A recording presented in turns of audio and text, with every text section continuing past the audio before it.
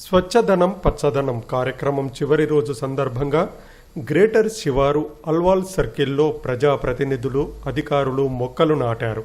వన మహోత్సవం పేరుతో ఖాళీ ప్రదేశాలను శుభ్రం చేసి రంగురంగుల ముగ్గులు వేశారు మున్సిపల్ శాఖ పారిశుద్ధ్య కార్మికులు.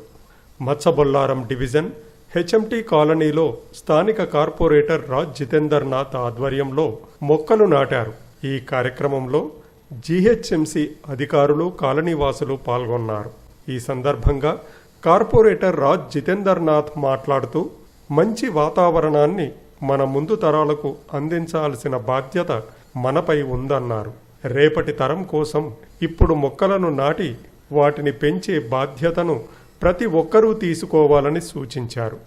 స్వచ్ఛదనం ప్రోగ్రాంలో భాగంగా మరి 133 డివిజన్ మన కాలనీ అనేది హెచ్ఎంటీ కాలనీలో మరి 500 చెట్లు నాటడం జరిగింది.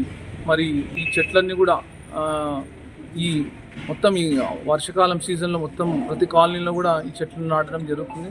మరి కాలనీ వాసులు అందరూ కూడా సహకరించి ప్రతి చెట్టుని కాపాడాలని కోరుతూ మరి మన సిటీని కానివ్వండి, మన రాష్ట్రాన్ని కానివ్వండి ఈ చెట్లతోటి పెంచి మన పొల్యూషన్ కూడా తగ్గించుకునే ఆస్కారం ఉంటుంది.